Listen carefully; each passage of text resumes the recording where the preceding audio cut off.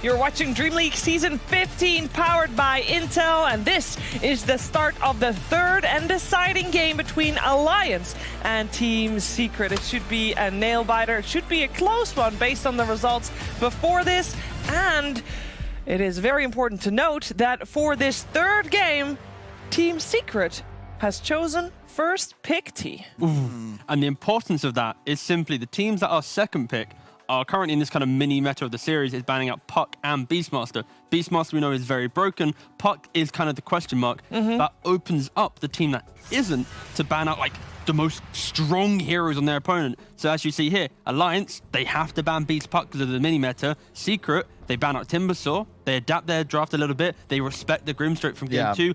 Instantly taking away the Centaur. Now Alliance, they can't get any of the beefy boys, and they need to find out what is our plan to enter the game when we can't get our best heroes. Whew. I do love the fact that coin flip can decide quite a lot going into the decisive game. Do you though? I mean, I kind of think that that is a bad thing at the moment. Sarcastic, you got to clarify, because you know the British accent. We kind of are used to it by now. I love the coin toss on third. No, sorry, I can't. Sorry, I'm trying. Please, I'm trying. you did a little like bend and snap. Yeah, but that's why I did it. I never want to see that again. Only you see it, Carl. They don't. God. That's why I did it. Look at that. Helps with the sound. So far, the rest of my life. every third game that Alliance has played in this league, they have gotten limp on the DK, and he crushed it, and they won the games.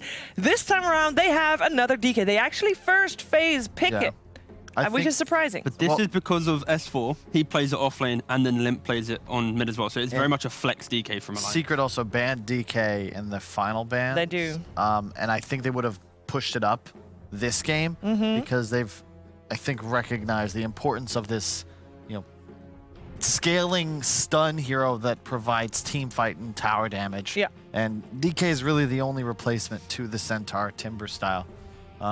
Lina as a 4 position, I think, is apt. This is just super strong right now. Easy follow-up. A lot of burst damage. Yep. I do wonder if we'll see a patch just tweaking Vanguard, Timber, Beastmaster. It really feels like a great patch. Just some heroes are just too good. The patch is really good at the moment. I like the fact that we get to like 30 minutes and it feels like we've seen pretty much every type of aspect of Dota.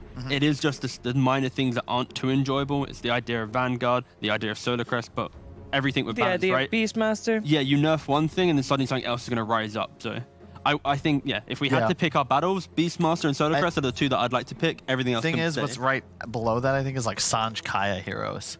Status resistance spell amp. Like, it's only a matter of time before the Leshrac Necrophos meta begins. Suddenly Crow's picking green heroes, and we all go back to 2016. But Snapfire, once again, for Secret, pretty good synergy with whatever it is they want to place in the safe lane. Thought Puppy played it pretty well. He was blowing kisses all over that game, and a lot of damage dealt. Alliance is now, this second phase ban feels like the easiest for them in probably the entire series, because they see a melee off lane and they're like, okay, what does Yapzor play ranged? It's going to be a Rubik, maybe a Willow. Yeah, but especially when you pick Lina, I think Rubik with Lina spells, say you buff Lina spells, you buff Rubik significantly, and then instant cast with post-patch increased radius on Lina stun.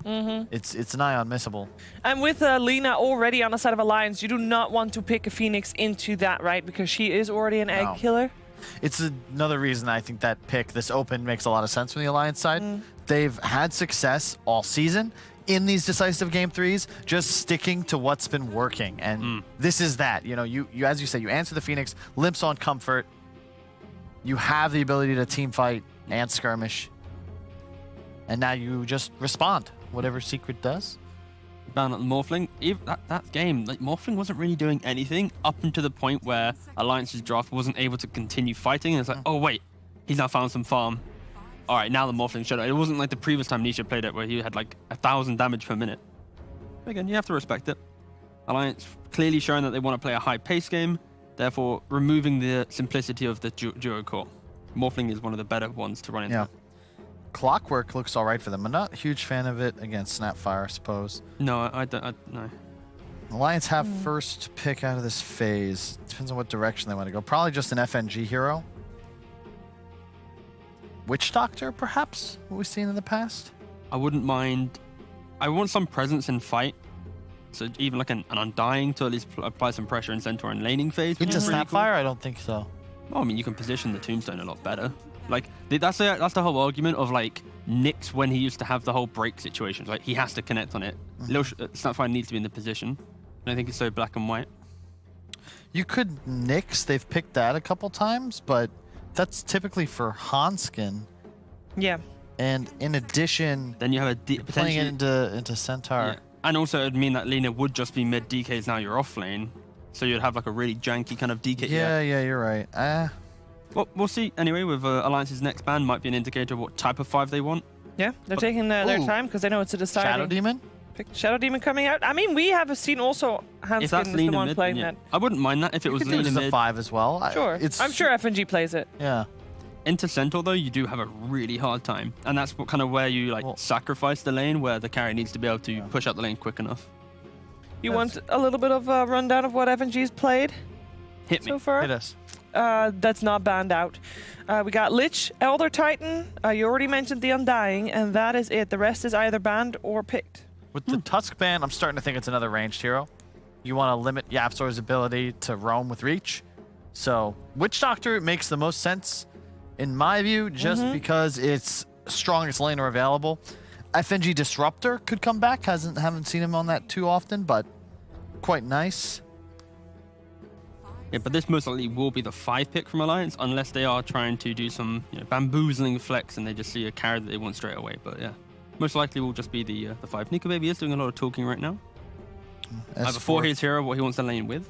S4 doing his best Greg Maddox impression. Hide the signs. Okay, they just go for the carry. Wow. Yeah, all right. This actually could just be a block pick in the scenario, because maybe Secret, Snapfire plus the Void, that could have been pretty potent. It's again, this is why Alliance has succeeded this year. Great pick from Secret. This is the go-to Void counter from back in the day. And Heal the Chrono. Deals with DK as well with the whole idea of Arctic Burn, the wave clear. Yeah, I don't mind that at all. So it's going to be most likely a position 4 Wyvern. Yeah. 5 Snapfire. Yeah, not opposed to that. Yeah. But Alliance, I think, this time are almost guaranteed to, if not have better late game, at least have the ability to win with Morph Band and a Void already selected. Yeah. The weakness of this is these aren't supports that are going to wrap onto mid and quickly apply pressure. So Alliance, if they are going to put it as like Lina +1 off lane, this 5 position, if he's a kill threat on the map, he can pressure that lane, secure it for Void, then suddenly run to mid. Yeah, this is hype. Yeah, this is nice from Alliance. Yeah. So much damage coming out. And when they play around that Chrono, whoever they jump, even if there's a Cold Embrace save, they're going to have to deal with the big damage from the This combo has been so good for so long. A lot of old school squads, Wings, Newbie, the original DC, the ET Void, it is late game. Like, you actually can't win the game at a certain point because of the minus armor plus the massive team fight winner that is the Chronosphere. You have Earth Splitter as well. That's just that little bit quicker. Which is interesting then, because they're banning out Morphling in the second phase, but they still have Lina and ET in that draft. So they are showing so much respect right now to Nisha and what that type of pick for them can provide. Cool. And then so you can go for the Sven. Yep, the old school ET counter.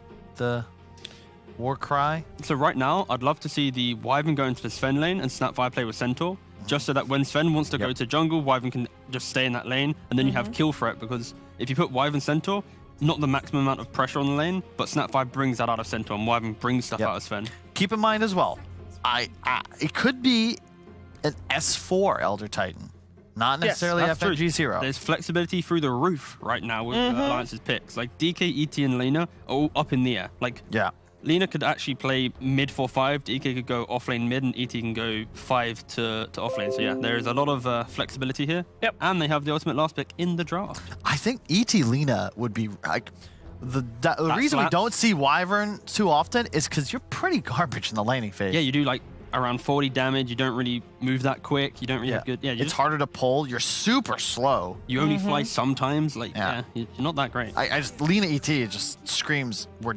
dumpstering you. Like, Secret though. Sven is their win condition on the side of Team Secret. If you shut him down, suddenly Alliance's draft looks real spooky. They have a lot of natural ways of pressing towers. The Sven needs Ancient Stacks to get online. I love this ban from Secret. The Mars, another hero that if they are playing into the sub lineup, just another containment hero. You have Chrono, then you have Arena as well.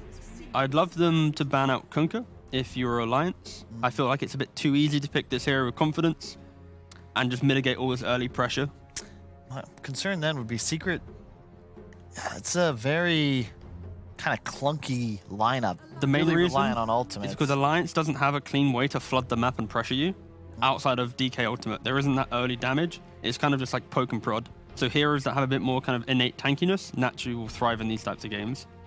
But Alliance does have last pick, so they can maybe play around that and pick a high tempo hero. Yeah. I hope it's an S4 ET though, especially with Mars Tide banned. Just what's left in the pool. Yeah, but that would mean that they would save a support for last You know pick? what? Yeah, but it's just a flex. I guess so. They have like 2 Limp heroes right now for mid. That's true. This is 100% like, when they get to last pick, they'll be looking at Limp going, yo, Chief, what do you want to play? And he's like, nah, give me the DK. And it's all right, cool. We'll unpack the draft for you to get to this. And you can see the read, like even with Void DK, they're still banning Storm. Yeah. Because there just aren't many tools that change the state of this game for Secret. Like, it's where Kunkka, yeah, it's not a bad pick, but it still feels like you're on a huge clock and you just have to outplay Alliance to win the game, who, again, that's why I feel you just go for a pretty standard 5. Ooh, okay. Nice. DK. Is it nice? That's good?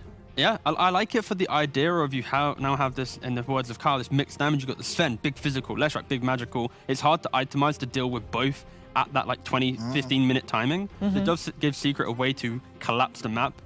You waste Chrono, you now have Leshrac pressure, but for Alliance... Nyx, maybe?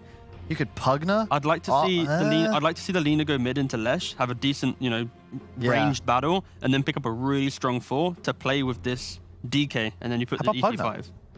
It's an insane Pugna game. You force BKB on Leshrac, you have Decrep for the Sven damage and the Wyvern ult. They got 3 seconds left. Now go for the Underlord. All right. Okay. They have such a tanky mid, draft. right? Yeah, it is. So the Leshrac, that's the perfect pick because they needed something that just spews damage and also provides the tower threat that they were lacking, buys space from a Matumbaman on Sven to get into the game. I'm not sure I don't know how I feel about the Underlord.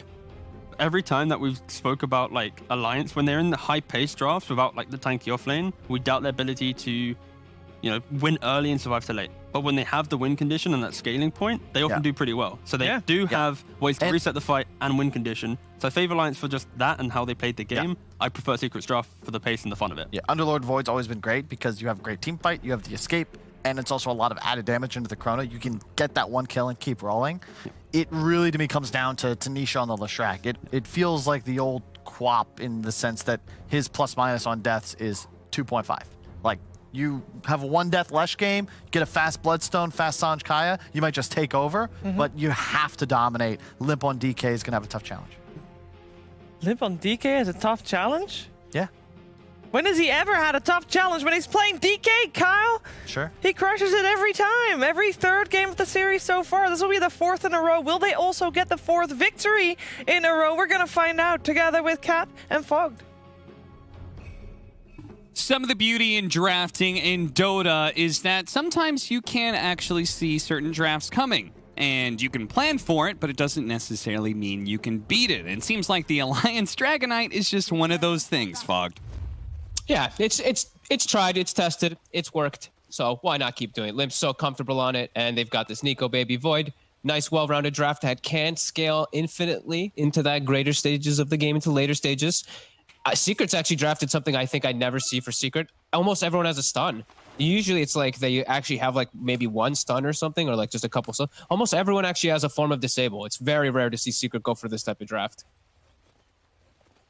Secret is starting off with a 5-man smoke around. Damn right, with like 4/5 stuns. Anybody they find will absolutely die. Alliance don't have the level 1 team fight with Void and DK, 2 kind of empty heroes at level 1. Look at the drawing. FNG's saying, okay, make sure we cut all the way back around because you don't want to be running through the jungle. Secret might be there. Nico, baby. He's not going to get caught here, Secret. Are you going to use that early smoke and not get anything for their efforts? Yep. Nisha checks to if there's a ward in mid. Ooh, okay. So he checks to see if the ward's in mid. It wasn't placed just yet. And then it gets placed immediately after. Oh, nice little brain there from from Limp. Nice little waiting. They Did you see Cookie skilled? Yeah, that's... You a fan of that? To secure Rune, is it worth it? Yeah, it might be. I don't... it might be. I'm not sure. Maybe. It's a decent amount of... Yeah, it's... It's hard because I played this matchup, the Snapfire versus Lina, and it does feel good when you have Lil Shredder. You can actually fight the Lina, but if you don't have Lil Shredder, then she just outranges you, then she's hitting you with LSA, right-clicking you even more. So, I don't know. We'll see. They early Cookie stun, and then they followed up with a Stormhammer. Hanskin is going to be chased away. He has a healing salve, but that was a weird bit of aggression. The very start, meanwhile, two-man stomp. That's a nice way. That's one way to make the Cookie work out. If your Sven comes over and constantly is throwing the stun to like get that harassment going, maybe they can win some regen fight, because Lina overall is just a much stronger laner. This hero's phenomenal, all the buffs she's gotten. Matu might suffer a little bit down here. FNG's getting in there. Nico Baby helping him out, and he just punches down Yapzor. The panel was talking about one of the downsides of Winter Wyvern is your poor laning phase, and we're seeing it in action here. Yeah, you kind of don't do anything. You really don't, and ET is one of the better laners, period. As FNG... Oh, you see this pull? FNG? Okay, that was actual... Sorry, I pulled attention from something else that was happening, but FNG gets a pull that way. Yeah, he cuts the tree, and he pulls the range creep one through it like that. That's actually huge because he gets the half pull too. So that's going to put this Void's lane in a great position, and he's just going to be able to continue zoning Yapzor out. The Spirit's coming back. Yapzor, the damage, careful. Yapzor, he's going to use his flight abilities in the best way possible, playing around those trees, so he gets a couple extra shots on the Elder Titan, but whenever that's down, he doesn't really have an answer to the ET whatsoever. Yeah, that's a very long cooldown. That's why we see these poor Wyverns. Oh, double stun again. Little Shredders tearing apart Hanskin. They need a couple more hits in. Hanskin goes into the trees, but it's not good enough. The Fairy Fire will not save him. The kill score evened up. Nice. I mean, nice that they're able to get the kill on the Lina. That's kind of unexpected with the Underlord lane. But they do end up persisting, and they do have cleave. What the... You see that Yapzor in Cold Embrace. He's like, all right. I actually was about to say, I think this is the build now. Yeah. I think you actually get Cold Embrace in lane now, because you feel so underwhelming if you don't. You just, your presence is super weak. You're just literally like a walking Splinter Best. I've been seeing more people doing this lately. I was talking with, I heard AUI talking about it too, and I was talking with him about it, and he likes it. So. Did Cold Embrace, hasn't been nerfed or buffed lately or anything like that? Did it? No. It didn't always have a base heal, right? Was that a while ago that it was all percentage? Oh, it was quite some time ago. I can actually check when it was exactly really quickly. It's okay. I've been pulling up a lot of old Dota stuff today. As I said, healing salves aren't dispellable. That goes all the way back to like the early 7.0 patches. Yeah. Tsunami messaged me that one. And I was like, oh my god, I'm so old. So yeah, there hasn't. No, it hasn't. It's been like that for quite some time. So. Okay. It was like 7.2 or something, 7.24 or something. It got changed. So, but yeah, I've been seeing more of this, especially with tanky offlaners. You can't zone them ever. Sure, you're not killing the enemy carry, but as Wyvern, when are you actually ever looking to kill? Right? Yeah. So, the idea of it is actually pretty interesting. Nice use of the horns. The hammer there, Stormhammer, to catch the range creep. Were you about to say Hormstammer? Yeah, I was. Did you just switch him up a little? You know. I'm all over the place right now. Yeah, so once again, I mean, this is the best example of Cold Embrace being effective in lane, right? Because it's against a support that has a very clear timing that he wants to right-click you. FNG, nice play. Nico Baby? Ooh, Nico Baby barely gets out in time. His support was missing. He rotated over and took away the water rune away from Nisha. Yeah, nice move. FNG definitely doing good stuff up here. He has Tranquil Boots so early too on this 5-position ET, so allows him to move around to check runes like that. It's very nice. But Zai is going to have a very early Vanguard this game. So he's going to, his impact top, I think he's going to be able to just stay up there by himself versus the Void and ET, and then it's going to open up the map a bit for Yapzor to move around. Yeah, and Winter Wyvern is actually not the worst hero at kind of ganking. It can definitely work for you. S4, he's going to keep chasing. He's got boots. Puppy's definitely dead. He doesn't even need a second Firestorm. Yeah, I think versus a lot of heroes, Wyvern can be kind of underwhelming to gank, but looking at the two other lanes that he can go to, DK and Underlord, that's exactly what you want to play versus those high HP cores. So he could definitely look for some rotations. Mid, I actually I didn't know if this matchup, how it was going to go, but Limp is doing excellent in it. He was actually winning pretty hard until those last few creeps from Leshrac. And Nisha actually has to go back to base because his runes are all taken away, and the water rune, as you mentioned, from top was stolen. So he's going to go back, get a rain drop. And Limp's got 6. So he maybe pop the ulti and hit the tower once or twice, perhaps. Yeah. In which, of course, maybe we need Yapzor to be able to rotate just to be able to prevent the DK from harassing away at that tower. Top lane, Zai is going to be challenged once again. He's just going to go for a TP out. Nico Baby hopes for the bash. Doesn't quite get it. Bottom lane, they're going for the Hanskin kill, but he managed... Oh, the last shot from Puppey. Barely gets the last hit. Meanwhile, there is the rotation from Yapzor, and it does kill the mid DK. Limp does die. And it was actually before Nisha even hit 6. I was wondering if the move was going to work because he didn't have Pulse Nova yet, but even with just level 1 Edict, a little percent base damage from Yapzor, it works. And now Nisha gets a haste. So now he can look to make more aggressive moves, actually, as this Leshrac and his catapults hitting the tower. And bottom, they get the kill on S4. Ooh. Yeah, I mean, this lane, this Snapfire plus Sven lane is working out really nicely for them. The physical damage amplified by a little Shredder, the little bit of a hop on the cookie helps this Sven just output so much more damage. There's a rotation coming in from Nisha, picking up a haste rune. FNG, he's certainly dead, and Nico Baby hides away into the trees. Now, he's still going to stay here, but I don't think Nisha is going away until this tower's dead. We'll see. It is only the level 1 Edict, though. He did put 2 points in stun and 2 points in lightning just for lane, so it will make that tower die quite a lot slower. Oh, yeah, they've got this combo. The Axe or Centaur plus Cold Embrace.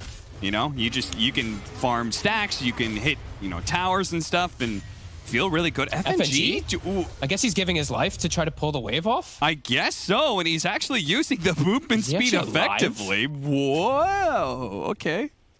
Man, that was ballsy. He successfully defended the tower. Look at this creep wave. He pulls. I cannot believe he's alive. What the? That was insane. Tranquil Boot Windlace, the speed. He had plus what, 176, so he hit every single creep and every single hero with his spirit. Yeah, and now look at Nico Baby. He's got this huge creep wave to farm.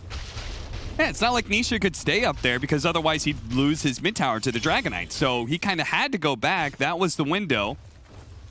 Now he's got to go back and defend. And as you said, Nico Baby has that full wave to defend. That was sick. That was like 300 IQ right there by FNG. I thought for sure he was dead, but nope. He survives and does the big play. Great stuff. And now bottom, Matu also getting pressured. Big kill if they can get it stuck inside, but the cookie will get him out. He does have a healing sound that's going to be gifted over into him. You see him drop the bracer for just that added bit of efficiency. I love efficiency. Zai? Name of the game for Dota anyway. With a double damage, FNG, he hits decently hard and he can kind of get through that Vanguard. But of course, Zai does have his Stampede ready to go. Yeah, I think that ward caught vision of Yapzor for a second, so they know they can't make any aggressive move when the Cold Embrace is available.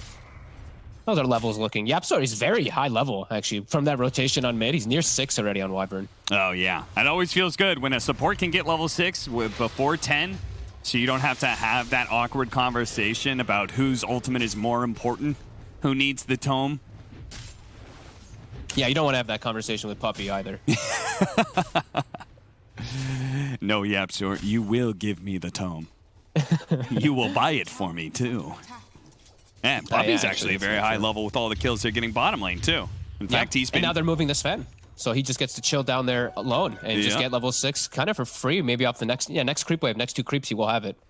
Do you ever think of this situation, okay, both supports have their level 6. Do you want to give it to a core? You want to give it to, like, Nisha? See if you can get level 9, 10 a little bit faster?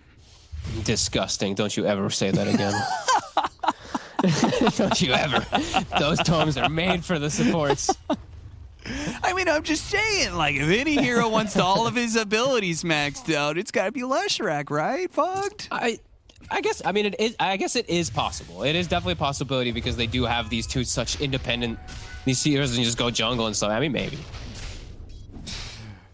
Nico Baby still sticking close to this top lane. Is farming around, does have Chronosphere, but they just can't really fight through the Centaur. He's just like trying to kill the lane when he can, because otherwise he doesn't have a ton of places to be able to farm, especially with all the towers still being up. FNG going to be run down by another Haste Rune. He's like, all right, this is getting a little old now. Oh, the stun actually misses there. So FNG survives. Meanwhile, bottom lane, they pop the Sven ultimate there to be able to get the kill on an S4. Still trying to run down with a Stampede. Matumbaman might just be able to catch up. No, Hanskin's too fast thanks to the Fiery Soul. Cap, I think Zai's going to be a big problem for them. I'm seeing some kind of big damage issues coming out from Alliance versus the Centaur. With Vanguard Hood and with Yapsor always behind him, I don't really know how they're going to be bringing him down unless they actually just all in everything when they have Splitter. Oh, here it comes. They don't have Laguna Blade just yet on Hanskin, and they do have Cold Embrace as well. The Underlord's going to be here, though, and Zai, he's going to be in a sticky situation. The tower is definitely going to die. Zai hits the stomp before the pit can grab him. It's still out there, though, and Zai still likely to die unless the Winter's Curse. A cookie hop up the cliff, but Hanskin, he managed to get it from the low ground. Now the Chronosphere is going to be used. They managed to catch Nisha. A big kill. Dragon Knight stuck inside the Chronosphere, but it doesn't matter. They didn't need his damage anyway. Huge move. They literally bring all 5 heroes to stop this Centaur pressure. The Firestorm absolutely needed. They needed that percent base damage to bring him down. And they do get the second kill onto Nisha. Pretty huge. Slowing down Leshrac early game is always amazing. If you can stop this hero from building up that early lead, can sometimes feel quite frail on Lesh. S4 charges back down to bottom lane. After that successful team fight, you could see Alliance putting a lot of priority and pushing out their side lanes as much as possible because they know, okay, now there's no Chronosphere. So the threat isn't the same anymore. S4, Nisha missing another stun here. The pit's going to go down, and S4 is actually going to turn around and start laying some damage out. Nisha? The cookie's going to be able to go out. The Laguna Blade is not enough to kill Nisha by itself, all because a stun from Puppey stopped S4 from getting that last swing, and an early Blink Dagger will manage to get the kill on Matumbaman. The shots are going to be raining in. Mortimer's kisses. S4, a shot right on the mark. Bullseye for Puppey. Damn, I was about to say, he actually survives like that. Yeah, would have been crazy. FNG, he's so farmed on this 5 Elder Titan too. He's got his medallion already finished up, so they're going to have some extra elements quite early on in this game. And the Void overall in the game too, just because of little moves, like honestly, because of FNG pulling the creep aggro off a top tower, look at his farm. He's actually ahead of Sven and Leshrac, which is not what you would expect after the start that Secret did have in the lanes. Yeah. Yeah, I think it's always nice because of how important Solar Crest is right now. If your 3 or 4 position isn't going to get it, you kind of need your 5 to have a good game because it's just such a value item. Lena wants an Aether Lens, and Underlord's got a plethora of items he wants to go, not a Solar Crest. So it's really good for them that FNG has this farm. Yeah, and Yapsor just missed an Ancient stack. Oh. They actually don't have any stacks here for the Sven. That is quite problematic for Matu.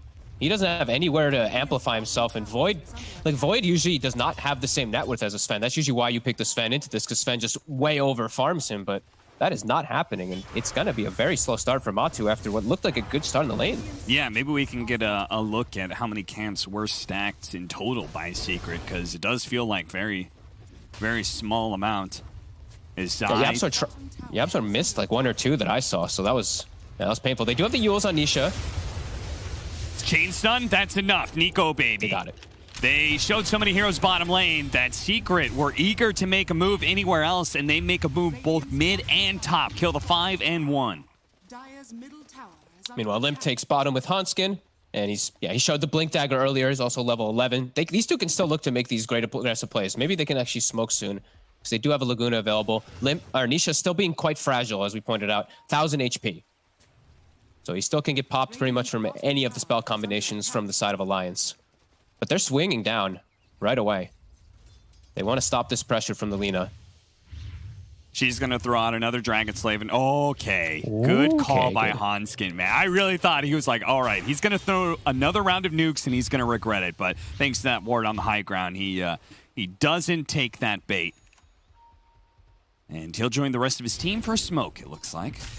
Yep, they've got Chrono back up. They have Splitter online too. Level 3 Stomp, so he can set up the Splitter even if the Chrono doesn't catch all the heroes too.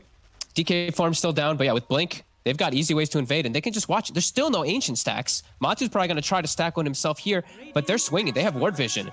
The scan does catch them, though, but that does mean that Matu is forced away from Ancients, another situation where he doesn't get a stack, and Nico Baby's going to take him away. Might not lead into a kill, but it's a good aggressive move where they also get, I believe, a secondary deep ward. So they have the high ground one that probably gets dewarded soon, but then they have this one behind the tier 1 mid that FNG was able to place. Yeah, I mean, between the wards being placed, the opportunity that may come of that, and then on top of that, just straight up, like, farming this hard camp and that Ancient, that's like 250 gold by itself. So you give that to yourself and take it away from Secret, then, you know, that's almost worth the cost of a smoke right there. We saw the camp stacked, as you were mentioning, Secret not getting that many. Only one apiece on 3 heroes. They are able to get the tower bottom. So Zai, he does finish that one off, and he will be very close to Blink. He still is crushing it. You know, so top of that net worth, still a absolute beast. But yes, this Sven is just quite far behind. I think is that his Echo Saber done now? Yeah, he does have it done. So not as behind as I felt that he was.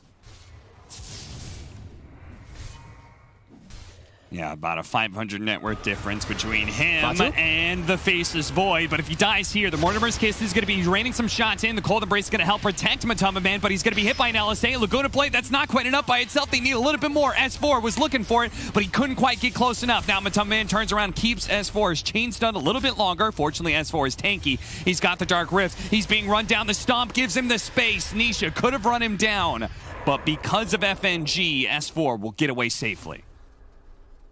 So close. My God, Matu living just barely because of the heals from that Cold Embrace. Yeah, and it feels even worse when it's not like the carry even has to go back to base. Between the Cold Embrace and the Mask of Madness heals, he's just going to keep farming. He's not slowed down one bit. Unless maybe he should have gone back. Nico Baby going for the solo kill. The Cold Embrace is coming. Oh, the bash killed him. The bash damage. The bash magic damage ends up killing him. Nico Baby, they're going to try and burst him down. They get the stomp. It's barely in range, but they get him still. Zai, he gets the stomp in to get revenge, but still a massive kill for Nico Baby, no doubt. It's a solo kill. Look how much he actually gets for it. Like the 531 gold, but also the experience he gets is absurd. He gets like over a full level for it. Yapster did all he could. And Cold Embrace cast range further than that of Winter's Curse, so he tried. Just the bash came out. Yeah. Now they know there's vision in the area though, because he jumped up very confidently just right into that Sven, but well worth it for Nico Baby. Man, I can't believe Winter's Curse is less range than Cold Embrace now. Yeah. They ruined Winter's Curse. I don't know. That spell feels really tough to use in a lot of... You can't use it as a setup anymore, which really hurts the hero, I feel. Like, a lot of times you can just curse and you tell, like, 2 people to TP and they have time. You can't do that anymore. It's Matu again, up top. Is he going to die here? The Stomp. They need some help. Zai. Oh, nice blink from Limp and a good retreat as a whole from Alliance. They realized they didn't have the damage to kill Matamba Man, and very likely reinforcements were on their way and still chasing after Limp, but he's got the movement speed to stay ahead of them. His DK form is still active, so Alliance probably looking to still try something up here, at least stall out as long as possible. Nico Baby doesn't have Chrono, though, so it's just going to be mostly stalling and catching if someone's too far overextended. It's Zai. Stampede, but he's stuck. He just can't get anywhere. No, it's not Stampede, but he was just kind of like stuck inside the pit, and then the stun off of the Dragon Knight. Yeah, there was too much there. And the Firestorm and the Earth Splitter, they're the big difference makers. You know, that super tanky Centaur, these percent-based nukes are actually going to make him killable. I thought he'd be much more invulnerable, but yeah, percent damage working out excellent versus Zai, especially when you can keep him in it the whole time. Oh, hey, look. And they're swinging over, still chasing, and they scout out an Ancient stack. Yeah, another Ancient stack. They're gonna take hoping this. that Matamba Man would, you know, do a lazy kind of, all right, I'll circle my way back into the triangle, but he doesn't. So Alliance will still instead just take that Ancient stack for themselves. And now with that kill top, and with Chrono used bottom earlier, Chrono's back up. Oh, they're going to pincer him. Time for Nico they're going to Baby. sandwich these guys. S4, Woo. he's going to need to Dark Rift out of here, but it may not be enough as they're just going to, yeah, he's very, very dead. Maybe with the Stampede, they can catch more. Zai turns around. Nice hit by Hanskin. A 2-man LSA stun that will make sure that the Zai Centaur can't catch up with them. Love seeing the bloodlust from both sides, really. Just both playing around their cooldowns very nicely. Nico Baby, as we said, he still has Chrono when he does look to go up. And interesting to point out, too, if you see his skill build, he actually only put the 1 point in Chrono. So. Oh, okay. So he's just focused it doesn't scale more that great. so on, yeah, he's just focused on farming, you know, just every once in a while he'll Chronosphere when he has to, but better just play for that late game and farm as efficiently as possible. Still trying to keep spamming up this top lane. The two spammers, S4 and Hanskin. I think Zai has to give a little more respect to the percent damage, especially with the roots and the Atos coming in. Nisha. Winter's Curse. That's not going to be enough to bail him out. He's hit by the ET Stomp. Once again, I think they're not giving respect to the control. I don't feel like this pit and these chain stuns coming up from Alliance. I feel like Secret's just either underestimated or just not giving respect at all to Alliance when they're going for these pushes. They get the tower inevitably, but these are costly. They lose Zai once, they lose Nisha now the second time. Do you don't think have to anything big either? It's just like a splitter from the support. Do you think that getting that tier 2 and unlocking the outpost, is that important in some way? Is it because they really want to do Roshan or something? Like, why are they so set on that objective and forcing it? That actually is a good question. I mean, maybe they are looking to take that one away soon when they do get these item timings for the Sven, and then they will inevitably go for the fight around Roshan. It will block the TP access, but yeah, I'm not sure. That's interesting. Well, it's certainly Secret can do Roshan. They've certainly got the physical damage and a bit of minus armor thanks to Snapfire to be able to do so. But no Solar Crest though, and Puppey he's not even building toward it. So nobody gonna have that to amp up the Sven at all. Oh, that's interesting. We started the cast talking about how big that item is right now. Yeah, I don't know. I thought Puppey was gonna get it for sure after he got Glimmer, but he hasn't queued it or anything. Maybe he still will because it's so valuable. But Yapzor, he's prioritized Blink. He knows his positioning is gonna be everything to counteract Alliance's jumps from me. So look at this. Fine. Smoke for smoke, but Alliance found a double damage route. Both teams are looking for a fight right now. This DD could be the difference maker here. Or it could be the difference that they don't have all 5 here in time. Puppey is going to be spotted. Glimmer Cape, he gets away. The Dragon Tail stun didn't actually connect. They're still looking, though. Nico Baby has S and Y, Maelstrom, DD. Like, he's super ready to fight. Matu, he's not really the most ready. Without BKB, sure, he's got Blink, but if he gets jumped, he's still going to just die if Yapzor's not there to bail him out. They re-smoked in Secret. They're going to find their Yapzor. That's exactly who Alliance wanted first. They're going to be able to bring down this big team fighting support. He tries to get out the Cold Embrace. That's not good enough. On the other side, though, Matumba Man takes down FNG. So the fight is going to be breaking apart here. So Matumba Man wants to get out of here, but he's just not going to. Limp. There's the pit. There's the LSA. And Nico Baby's here with the double damage as well. Great movement by Alliance and great recognizing that opportunity that was available. Doubling the smoke up just to make sure they find a fight. I think they're really recognizing how much stronger they are. Like, Matu is so far behind in net worth. This is, like, your Sven, 1,000 gold. Even if he was even with the net worth on the Void, he's significantly behind on Sven because of that. So, yeah, seizing the opportunity with these double smokes, DD into Roche too, they're going to get this one. Man, what a sick DD. Yeah, really. He's also just, he's so farmed on Nico Baby, really. It's quite crazy to point out. Like, this Maelstrom, Mask of Madness, SNY at this point in the game, it's usually not the point where your Void, who was in a tough lane, would be. Yeah. It's massive. All right, a good 1,000 net worth over the Sven now. And as you said, the Sven is supposed to be the one farming faster. So this is like 2,000 net worth lead for Alliance. It's a lot bigger than that, especially with the Aegis. Secret continuing to always play on Alliance's side of the map. Like even now, Nisha is poking away at this tier 2 tower. They're going to smoke back. Are they going to try and fight into the Aegis? I mean, into the Chrono, into the Aegis? They don't even have BKB on Matu yet. Like, Matu has to keep farming. This is a risky move if Secret does look to fight into this. They will just get annihilated by... This is level 18 now, so now he does have max Chrono. It's funny because, like, I'm not sure Alliance would expect them to fight just because Alliance is so strong, but They're not making any mistakes in positioning, at least not yet anyway. They're going to jump for the back line and go for Dragon Knight first, see if they can kill him, and they do manage to do so.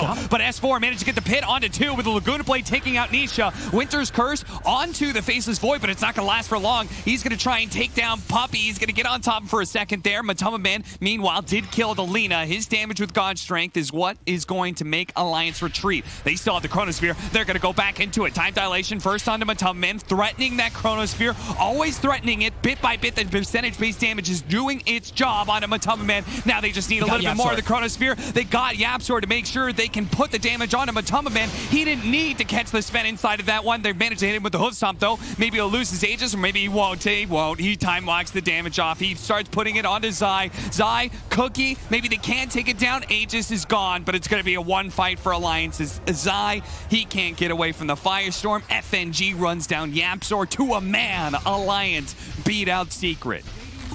And that's without Limp. Limp died before getting BKB up, before getting a single spell out. They 100-0'd him with the chain stun, and they're still able to take the fight on Alliance. Nico Baby, I love the hesitation, just the patience, waiting for Yapzor to step in just a bit too far to get that Chronosphere. He kept threatening it, like you were saying, and he was able to find the perfect grab. Like, Nisha almost looked like he wanted to just run into the triangle. I can't believe how bloodthirsty they are being into this when they are this big of a deficit into a Void. Yeah. Into such heavy team fight. A Void when he's got Aegis and he's got Chronosphere. Like, they just did not give a damn about the quote-unquote advantage. Maybe they should have. They lost that fight, and maybe they can catch FNG. Fortunately, a good stomp, but he's going to be slowed down. Puppey. Dominating streak for Puppey, because he's just been getting kills thanks to Mortimer's kisses. I still want to see... He's got Yule's queued up. I really want to see him build Solar Crest, I'll be honest with you, but... Because I do feel like Matu needs all the help he can get in this game. Because he's so far behind, still no BKB just yet. He needs to be amped up a little more. So he's got Yules, like we were saying, to be able to protect from the outside of these Chronos and stuff like that. But we'll see if it ends up working out. All right, well, Secret. This is the kind of aggression you do expect. Chronosphere down, so Secret want to get what they can on the map. Maybe even take a fight potentially, but... it's only going to last until Chronosphere is back up, I presume. But we'll see. Yeah, we presume. But they might just still battle anyway, even into Chronosphere. Who knows right now? Alliance, they will take the tier 2 bottom themselves. Outposts are still claimed from Secret. So they are denying a bit of XP for the way of Alliance. They managed to find a DD room at the top lane, and they had a bottle. So Matama Man has that, so it may be a possibility here. It's Secret's chance to win some fights thanks to the rune opportunity, but we'll see. Definitely, he's got BKB and DD and level 18, so they might actually have a chance to be able to fight into this one with no Aegis up right now too. Yeah, they could. I think they could definitely look to go into this here. What a big difference. Enchanted Quiver on one side, or with Destruction on the other. It's both items. Very big pickups for either side. Yeah, Matu also found himself a Tunic, so a little bit of evasion kicking in, movement speed so he doesn't get kited versus all these stuns and control. That'll be pretty big too. And Yapzor did find a headband, so further cast range for these cold embraces and curse, so he can sit further back now to protect. Because he's been getting caught even just by time dilation when he runs in. Just the AoE of it has been catching him a few times. So smoke from Secret with this DD. See who gets the jump. Yeah, it's only going to last in that bottle for a bit longer, so they want to find that fight now while they can. Alliance, they've got the Chronosphere, but they are being patient. Once again, Hanskin, they have a scan on him. S4, or excuse me, Zai's acting like he didn't have the scan. Look at Hanskin, though. He's cutting trees. He's moving in more. Nisha, spider legging through to find him, though. He knows. Yeah, smoke's going to break eventually here, and no way. Nope. He was just outside of nighttime vision. Hanskin kept it going that entire time and does TP out. And now he's going to join his team too. And they've got a smoke ready. So it's a lot of these fights up to initiation. It's going to be if Nico Baby, can he catch or be aware of the positioning of that Wyvern as he picks up a full eye of Scotty. He's unbelievably tanky now. They find Matu to start it. Matu without Yapzor being around. Yapzor does have his Blink Dagger. He's going to be TPing in here. Alliance. Defensive Stampede. Yeah. Alliance re-smoking, just like they did earlier, knowing that this is a window for them to look for this big fight. They still have this ward top 2. I don't know if it actually gave them any info just yet. Yapzor, look at him. He's breaking smokes by cutting through the trees like that and then blinks out. Alliance, of course, they're like, our smoke broke. Like, where is he? But he was in a hard area to be able to find. Secret just they're trying to buy some time here versus this Chrono. Zai trying to finish up this next big item here, going for his axe. He might get found. Oh, Zai. Oh, okay. They were actually scared of him. They thought the rest of Secret was up there, I think. Yeah, Limp's DK form was ending, so I think someone must have made that executive call. Like, careful, quickly. Yeah. But Zai, he'll get time to buy Ags. So now they'll have more defensive abilities, at least to try to protect Matu, as he's really needed in this game. So inside that Chrono, he'll have Cold Embrace and that nice reduction. And the Stampede reduction, of course, did get buffed. So it is that 5.5 seconds when he has it finished. Jesus, look at that damage dealt, man. The percentage-based damage is no joke from the Underlord. I would love for them to take that outpost, but... Oh, look at this setup. Nisha. Yeah. He's not going to expect this. Yeah. Oh, they got him. Rod of Atos. And he will fight back as he can, but against 3, it's not a fair matchup. Matamba Man's going to use his extra boost of movement speed to make sure he's not caught as well. Nice move from Alliance. And FNG somehow has the 5 position ET, not only with Solar Crest Cap, but he's got Aghanims. Wow. It's not the biggest one because he isn't playing versus one of these Agi cores like your Morphling, Spectres, etc., where that's where ET really thrives because he can stand next to them and break the armor. But either way, it's going to make him a real big nuisance in the fights anyway. You could see a bit of the effect of the ET in these fights as Sven actually just got his level 20 talent and went to plus armor rather than the movement speed because he's like, that bonus armor is really important. Yeah, any times that you can get plus armor for sure versus ET, definitely appropriate. I didn't even know that talent existed. I'll be totally honest with you. Yeah, I think that's a new one. Tier 2 claimed up, and oh, look at what's top rune. Oh, another delicious blue rune. Limp's like, all right, got my bottle ready. Here you go, Nico baby. And Roche will be up in about 2 minutes, so they can hang on to the DD in that bottle until the Roche does come up. That's going to be pretty huge for Alliance for that next fight. Man, they just last in bottles for so long. They really do. And Nisha's game is just hard. Like, he has to itemize like this, but not having his own defensive item. I mean, he at least has the Bloodstone heal that will come into play, but man, he just can get popped so easily from this Alliance lineup. See, these bottle power runes are so big because, like, Secret's going in under smoke, but they don't realize that there's going to be this double damage, and that's a huge factor. Zai, with the stun. Yeah, Zai, he misses out on that one. S4, he's breaking the smoke now. Into the back. Matamba Man, he jumps forward almost immediately going for FNG, and they will manage to kill him with the first bit of the BKB. Hanskin, going to jump forward. They're going to go for the kill onto Lasher, but they don't quite get it. But Nico Baby's finally here. He has his double damage ready to go. He's going to be used up for a second. Stun going out. He's actually being chained up a little bit here. But of course, nobody really wants to fight into him. Finally sees the opportunity for that Chronosphere. He's on him onto Tumbaman. But Tumbaman's just being ripped apart by that double damage. Now it's Nisha's turn as well. The 2 cores dead from Nico Baby. And he goes for a 3rd one as well. Zai, he hits a stomp, a winner's curse. But Yapzor couldn't get away. It didn't drag in the Dragonite. Now Zai, he's surely dead. Nico Baby handles Secret. And it looks like a decent jump for them. They get onto FNG, but the buybacks are ready. And Nico Baby, he pump fakes the 1 Chrono, forces the blink back from Yapzor, and then Limp's like, don't worry, buddy, I got you. Jumps in, controls Yapzor for the Chrono to catch onto Matu perfectly. Some great tag teamwork from Alliance in that last fight. Yeah, I mean, the fact that they look like they planned that all together, right? Nico Baby, no way for him to get caught. Nico Baby also jumps in, but he doesn't pop the DD right away because he doesn't have a BKB to protect it. He gets used, he still has that DD in his bottle, and then he's able to pop it. Then he's able to hit that Chronosphere, and that double damage means it's not 1 core kill he gets, but 2. Alliance really is looking like the best team fighting team right now in Europe. Like, when they get these type of fights, just the way that they set up and they just like tag team and work off of each other, you really start to see the beauty in it. And now into Roche right away. I saw Nico Baby, he had Shard queued up, and now he doesn't even have to purchase it, as he can just get one for free off of that Roche. And now the game, very difficult for Secret to bring back. Yeah, you can see, like, he jumps in after everyone's, like, the burst damage is already kind of there. Matumba Man, he wanders back in. He's like, okay, I got to help my team. But that's when Nico Baby sees the opportunity. He's like, great. I can get the Chronosphere onto both cores, so Cold Embrace can only save one of them. Yapzor was being harassed by both S4 and Limp at that time, so he was playing for the Cold Embrace counter, but his allies also backed him up there. They also said, we're going to make sure this Winter Wyvern isn't a problem for you. Yeah, it was like Limp, honestly, just recognizing the fact that he can get the jump on him there is perfect. And yeah, like you said, two-man Chrono also, he probably could have only saved the one. Is Limp again. Hopped into them, stuns Nico Baby, but now has put this Leshrac in an awkward position.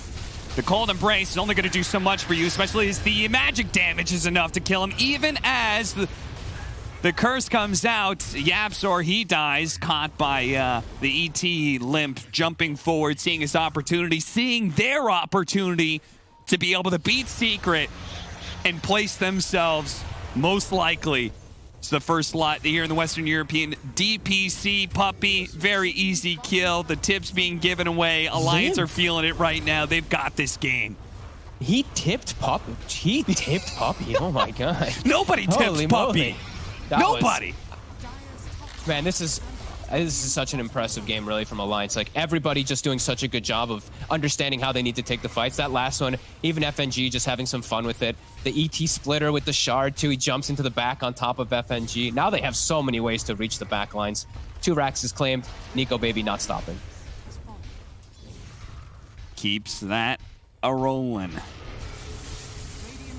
Megas soon to ensue here as he jumps forward, seeing if he can potentially catch the Winter Wyvern. Doesn't. The smoke breaks. Matumba Man, he thought he had himself a sneaky position, but he's been caught. No chance to even get off the BKB. The damage just rains on in, and Nico Baby, he keeps on poking at him. He says, you want to get close to me? I'm ready to go. I've got the Shard. I can jump in, jump back out. The cookie goes in. They're going to buy back now, and a Matumba Man, they're going to go for this kill, but Nico Baby jumping back in and then back out with the Time Walk Shard. They're going to try and take down this Aegis and see if they have enough, but they don't quite get him.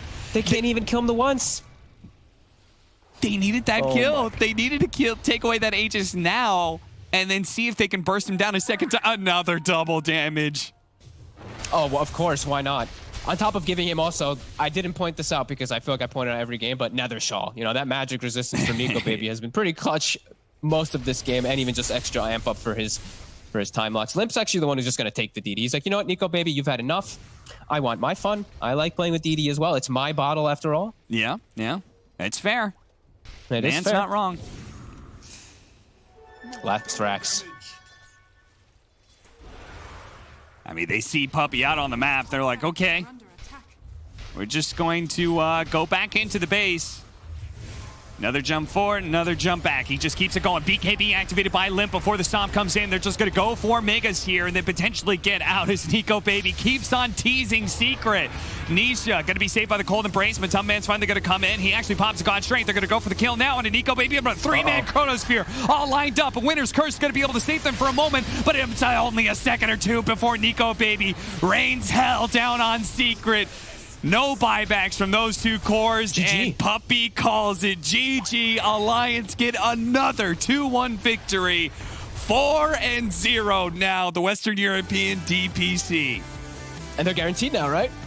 Well, it should be as long as they win the other matchups, because they've faced all the hard teams so far in Alliance. Man, they're looking so good in fights. I'm really loving. That's probably the biggest aspect of them that I'm loving. Between that and warding from FNG, they're looking so hot. The way they're just identifying which fights they can take and which ones they can't.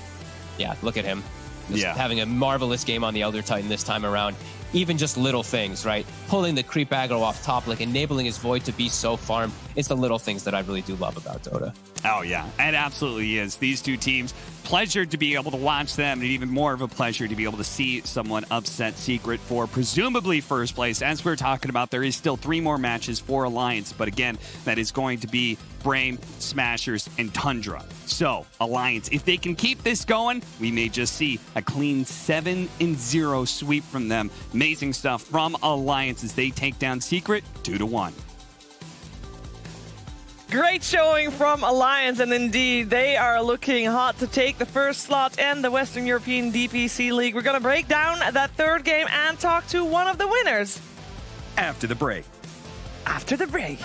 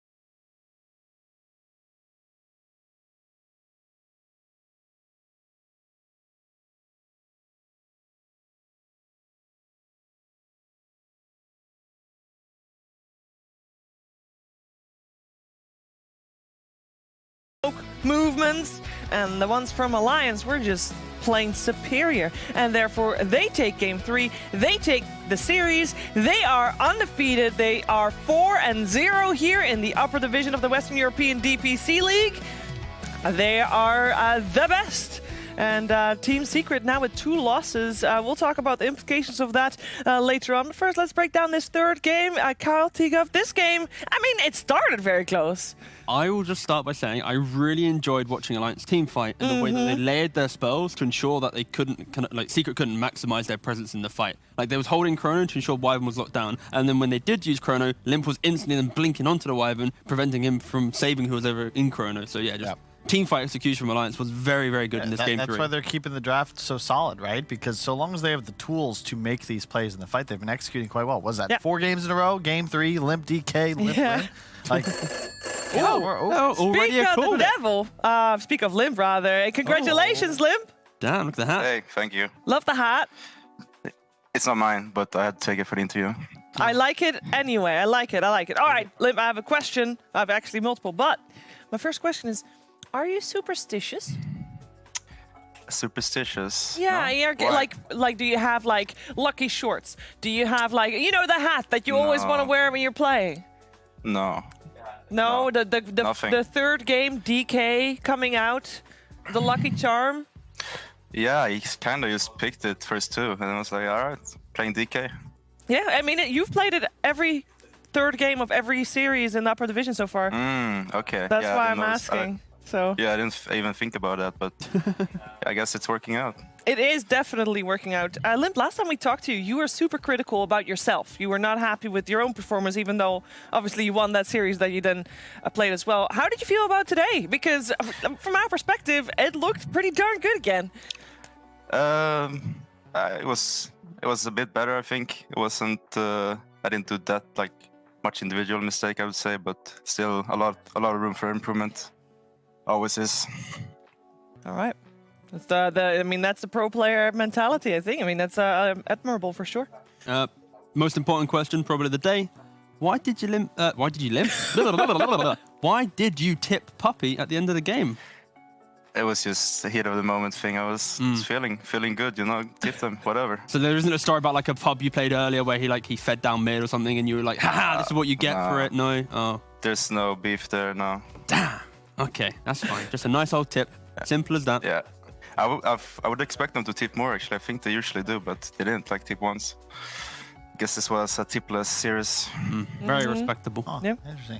I got a couple quick ones for you, Limp. Congratulations, first of all. But true or false, you are the best Tiny in the world?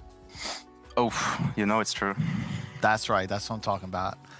Second, you know that if you guys win this European DPC League, you're going to TI. How much has that affected how you guys... 99 I haven't thought about that. But you would have 800 points, and I don't know what 99.992% chance. Don't believe Kyle here. Just continue with your series by series progress. I wouldn't believe Kyle on anything, actually. But, Thank you. Just making sure. Don't you getting carried away. Don't worry. We will still believe him on his point, saying that you're the best Tiny. We haven't talked about this. We're just taking each game as it is and just, you know, playing. That's a good mentality to have. Yeah. I guess one last question then. You guys have definitely adopted a much more like standard style of Dota. You know, as you first to DK. Are you guys just feeling yourselves? Are you just wanting to? Are you basically just challenging anybody? Yo, we're gonna pick our heroes, try to beat us. Nobody's been able to so far. I don't know. I don't draft. He just picks me hero. I play. See, that's why they don't put the drafter on the interview. When we play together, it's way more difficult. Limp was telling me, "Oh, don't pick that." I mean, it's a bit different now, but yeah, basically, I just wanna blink. You know what I'm saying? All right, I feel that. All right.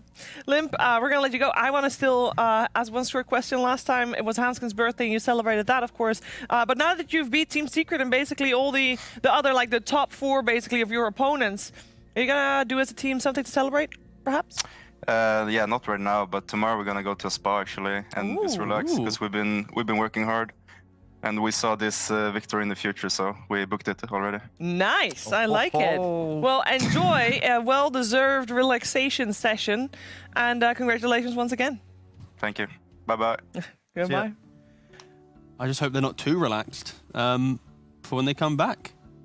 Well, they don't have their next series until for a while, right? Is that me? Wait. DPC.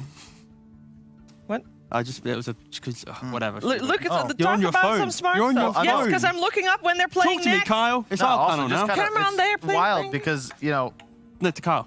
That way. there's Thank you. 100,000 people in the chat right now. Yeah. And if you were to represent them as possible destinies for Alliance, if they win the EU DPC, 8 of you viewers represent them not going to TI. The other 99,992, that's Alliance going to TI. Wow. Well, they play again on Tuesday up Oh. against Brame, so they got some time to relax. Is that like a... Two. what's They this got time. Why is there a ticking? click? Is this like trying to count us down, put No, pressure on us? There's or- this game where you have to look stuff up, right? Or oh no, actually, I know what's happening. No, it's a time clock ticking down because we're gonna have another series very, very soon. No Bounty Hunter versus Ghost Frogs. Wrong button. After the break. Jesus.